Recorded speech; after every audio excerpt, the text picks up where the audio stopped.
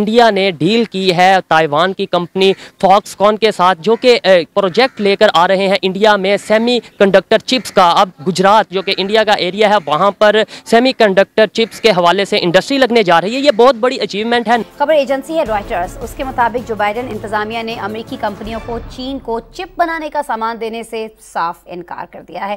Taiwan के बाद हिंदुस्तान वो पहला मुल्क है जो सेमीकंडक्टर चिप की फैक्ट्री लगाने जा रहा है। हमारी इकोनॉमी नियर कोलैप्स है, ये डिफॉल्ट हम कर गए हैं। इंडिया को इस बात का बड़ी अच्छी तरह अंदाजा है कि आने वाला वक्त जो है वो टेक्नोलॉजी टेक ओवर का है। अमेरिका की जानिब चीन को मसनूई जहानत के आलात और कंप्यूटर चिप्स पर पाबंदी क्यों लगाई जा रही है? Why should America want to be friendly?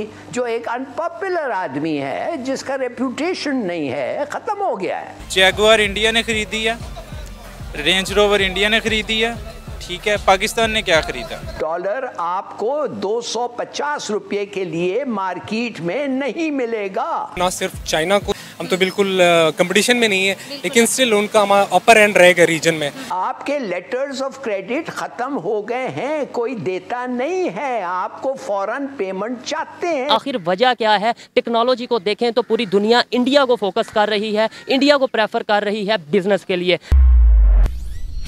नमस्ते दोस्तों, जय हिंद।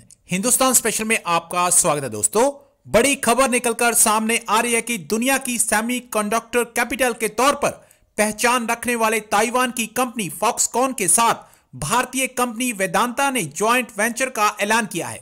इसके तहत गुजरात में सेमीकंडक्टर प्लांट की स्थापना होगी। बताया जा रहा है कि इसमें भारत अपनी सेमीकंडक्टर की जरूरत को पूरा कर सकेगा और मेक इन इंडिया के तहत इसका निर्माण भारत में ही होना शुरू हो जाएगा। भारत दूसरे देशों को भी सेमीकंडक्टर एक्सपोर्ट करने की स्थिति में आ जाएगा। भारत की यह डील उसके लिए बहुत ही फायदेमंद साबित होगी। इससे लैपटॉप आदि के दाम काफी नीचे आ जाएंगे। हमारे पड़ोसी चीन के लिए यह खबर चिंता बढ़ाने वाली है।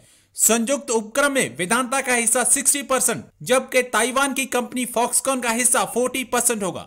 अब चीन भारत में पहली सेमीकंडक्टर प्लांट के ऐलान की खबर सुन सकते में है। इंडिया ने डील की है ताइवान की कंपनी फॉक्सकॉन के साथ, जो कि प्रोजेक्ट लेकर आ रहे हैं इंडिया में सेमीकंडक्टर चिप्स का। अब गुजरात जो कि इंडिया का एरिया है, वहां पर सेमीकंडक्टर चिप्स के हवाले से इंडस्ट्री लगने जा रही है। ये बहुत बड़ी अचीवमेंट है, ना सिर्फ गुजरात के लिए बल्कि इंडिया के लिए। आपको बताता चलूँ कि जब कोरोना वायरस आया था तो उस दौरान सेमीकंडक्टर चिप्स की बहुत ज़्यादा शॉर्टेज हो चुकी थी पूरी दुनिया में। अब इसी सूरत हाल को देखा जाए तो इंडिया में एक तरफ आईफोन जैसे, एप्पल जैसे ब्रांड्स आ रहे हैं, टेस्ला आना चाह रहा है, दूसरी तरफ सेमीकंडक्टर चिप्स इंडिया में बनने जा रही हैं। आखिर वजह क्या है? टेक्नोलॉजी को देखें तो पूरी दुनिया इंडिया को फोकस कर रही है, इंडिया को प्रेफर कर रही है बिजनेस के लिए। आखिर पाकिस्तान भी इंडिया के बिल्कुल साथ है, हमसाया कंट्री है। यहाँ पर इस तरीके से बड़ी कंपनीज आकर इन्वेस्टमेंट क्यों नहीं करती? इंडिया की गवर्नमेंट इस तरह की कंपनीज को क्या ऐसा फैसिलिटेट करती है कि ये सब लोग वहाँ पर जाना प्रेफर करते हैं, ये सब कंपनीज वहां पर जाकर अपना बिजनेस सेटल करना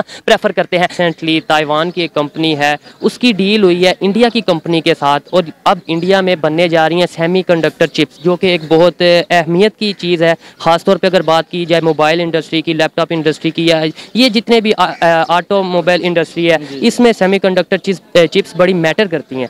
अब इंडिया में बनने जा रही हैं, और इसके अंदर ये है कि ये बड़ी बड़ी कंपनीज, अगर आप एप्पल की बात कर लें, अगर आप बात कर लें टेस्ला की बात कर लें, या जितनी भी बड़े बड़े ब्रांड्स हैं, वो इंडिया में जाकर इन्वेस्टमेंट क्यों करते हैं? पाकिस्तान बिल्कुल साथ है, यहाँ क्यों नहीं करते?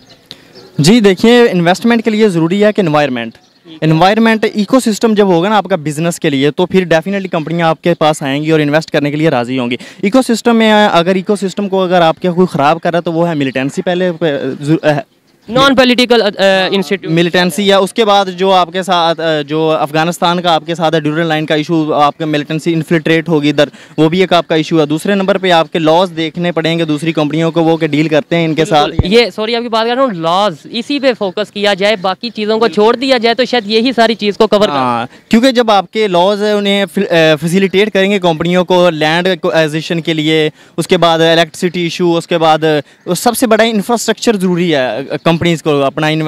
फॉर एग्जांपल अगर कंपनी अपना बिलियंस डॉलर इधर इन्वेस्ट कर रही है तो आपके तो आए दिन हड़ताल हुई रहती हैं, कोई भी टीएलपी हड़ताल कर रही है, कभी कोई चीज़ हड़ताल कर रही है। कभी लेबर हड़ताल। हाँ, तो ये चीज़ें डेफिनेटली कंपनियों को, इंडिया में ये सब कुछ नहीं होता। इंडिया में भी है, लेकिन डेफिनेटली अगर उनका कुछ तो है जो उधर हमारे यहाँ क्यों नहीं कर रही। फिर अगर इंडिया में नहीं है तभी कर रही है ना, अगर होता तो शायद वो ना करती। इंडिया ने अगर है भी, लेकिन उनका फिर भी एक लॉ एंड ऑर्डर सिस्टम ठीक है तो इधर कर रही है ना। वो फैसिलिटीज ज़्यादा प्रोवाइड करते हैं, प्रोवाइड कर रही हैं, क्योंकि इन्वेस्टमेंट के लिए फैसिलिटीज लाजमी है। क्योंकि एक बाहर का बंदा कभी भी आपके पास बिलियन इन्वेस्ट नहीं करेगा जब तक आप उसे प्रॉपर इन्वायरमेंट नहीं देंगे। अच्छा, मुझे ये बताएं, जिस तरीके से अभी इंडिया प्रोग्रेस कर रहा है ख़ास तौर पे इंडस्ट्री के हवाले से, और फॉरेन जो इन्वेस्टर हैं इंडिया में आ रहे हैं, आपको नहीं लगता कि एक टाइम पे आएगा कि इंडिया हब बन जाएगा एशिया का बिजनेस के हवाले से? जाहिर है, जब आपके पास इन्वेस्टमेंट आएगी, कंपनीज लगेंगी, तो हब तो बनेगी। ताइवान के बाद हिंदुस्तान वो पहला मुल्क है जो सेमीकंडक्टर चिप की फैक्ट्री लगाने जा रहा है। इससे पहले हिंदुस्तान में सेमीकंडक्टर की मालियत 2021 में 27 बिलियन थी।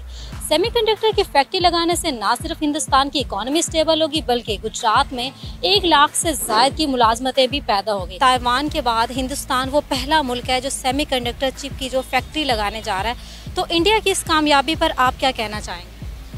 देखिए, इंडिया को इस बात का बड़ी अच्छी तरह अंदाज़ा है कि आने वाला वक्त जो है वो टेक्नोलॉजी टेक ओवर का है। इकनॉमीज़ जो है वो आपकी टेक्नोलॉजी इनोवेशन पे चलेंगी। तो मुझे लगता है कि उनकी इस चीज़ की बड़ी क्लैरिटी है कि फ्यूचर में वो दुनिया को अगर कम्पीट करना चाहें और दुनिया को लीड करना चाहें, मार्केट को ओवरटेक करना चाहें, तो वो इस टेक्नोलॉजी की फील्ड में वो इन्वेस्ट कर रहे हैं। तो डेफिनेटली उनको बहुत ज़बरदस्त कम्पिटिटिव एज होगा, और वो ना सिर्फ चाइना को, जो कि एक फास्टेस्ट ग्रोइंग इकनॉमी है, और उसके साथ साथ जो अपने उसके राइवल नाइबर्स में पाकिस्तान है, हम तो बिल्कुल कंपटीशन में नहीं है, लेकिन स्टिल उनका हमारा अपर एंड रहेगा रीजन में टेक्नोलॉजिकल एडवांसमेंट में और इनोवेशन में। हिंदुस्तान हमेशा से, अगर हम पाकिस्तान या इंडिया का कंपैरिजन करें, तो पाकिस्तान से तो वो कई साल आगे है टेक्नोलॉजी के लिहाज से। उनके पास हंड्रेड्स ऑफ यूनिकॉर्न स्टार्टअप्स हैं। समझता हूँ ये है मुजाहिद साहब कि हमारी इकोनॉमी नियर कोलैप्स है। ये डिफ़ॉल्ट हम कर गए हैं, हम डिफ़ॉल्ट कर गए हैं, और ये लोग जो हैं 50% पाकिस्तानी बॉन्ड्स डिस्काउंट हो गए हैं। इसका मतलब जो आप किसी से पूछ लें, मतलब है कि कोई हमें पैसे देने के लिए तैयार नहीं होगा। आज मुजाहिद साहब डॉलर आपको 250 रुपये के लिए मार्केट में नहीं मिलेगा। आपके लेटर्स ऑफ क्रेडिट ख़त्म हो गए हैं, कोई देता नहीं है, आपको फ़ौरन पेमेंट चाहते हैं, मंथली 3 मंथली, कोई ठहरने के लिए तैयार नहीं है।